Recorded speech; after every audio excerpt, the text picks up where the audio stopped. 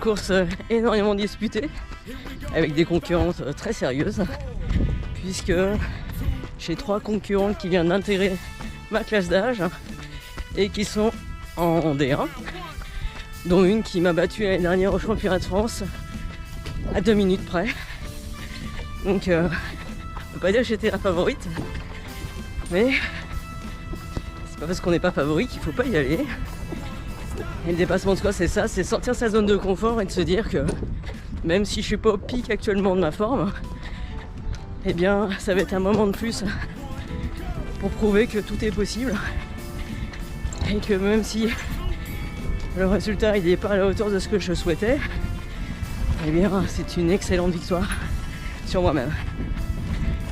Un départ en toute pompe, premier kilomètre 3,25, juste incroyable. Après, combien de temps je vais pouvoir tenir? Et une baisse de forme fait que ça a été compliqué.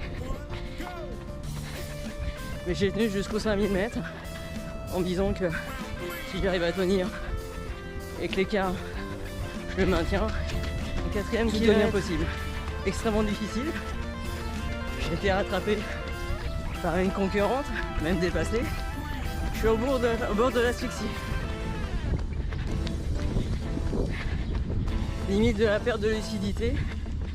Et là, il faut absolument que mentalement je tienne jusqu'au bout pour arriver sur le vélo et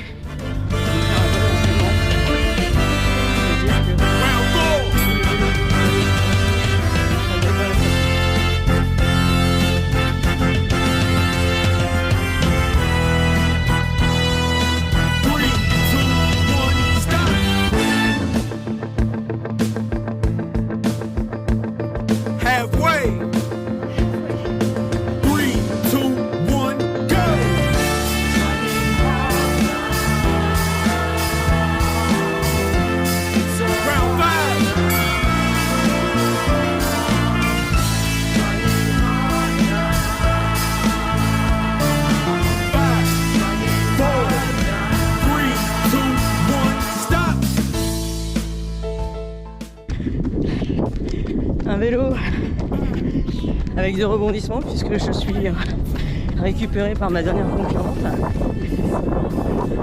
Et là, tout va se jouer effectivement sans un jeu de chat à la souris. Et malheureusement, une de nos coéquipières du peloton a fait une grosse chute. Et à ce moment-là, j'ai tenté une percée, une échappée. Mais bon, vite rattrapé.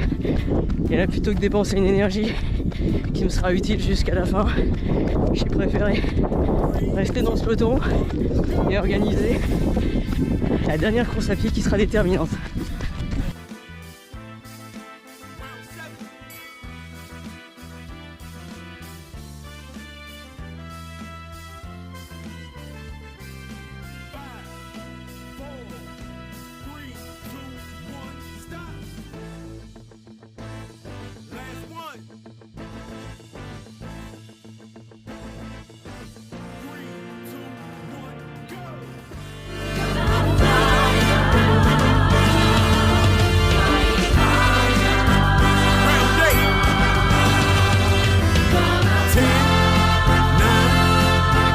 Devant, c'est 1 minute.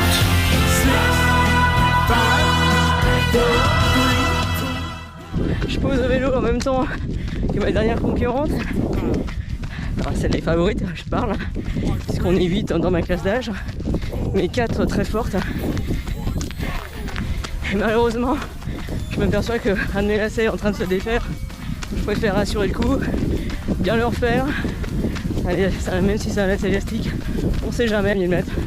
Je me dis que rien n'est perdu et tout va peut-être se jouer au finish. Au bout de 1000 mètres, je la récupère. Et là, on se pose plein de questions. On peut se dire, qu'est-ce qui va se passer? Qui va prendre la décision d'aller plus vite, moins vite? Et je suis étonné qu'elle ralentisse.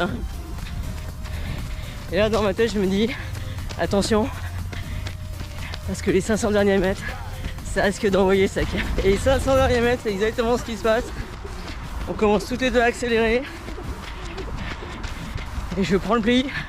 Je prends la décision sur les 300 derniers mètres de dire allez, on fonce. 200 mètres, 100 mètres, la ligne d'arrivée arrive. Je me rattrape. Et je me dis c'est pas possible. Et là je m'arrache de toutes mes forces. Et on termine sur la ligne en même temps. 7 centièmes nous démarque. C'est la puce qui fera la différence. On s'écroule. Et moi je suis à la limite de m'évanouir. Et là je me dis au bout j'irai. Et je pense que c'est ce que j'ai fait.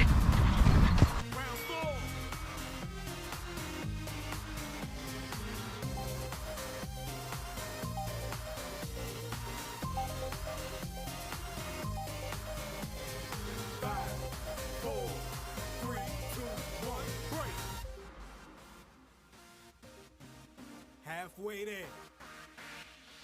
5, 4, 3, 2, 1, go! Médaille d'argent pour les couleurs sublimes du Couéron Triathlon, Séverine Thierry. Et enfin, pour la SPTT 36 Sport Nature, sur la plus haute marche de ce podium 45-49, un tonnerre d'applaudissements.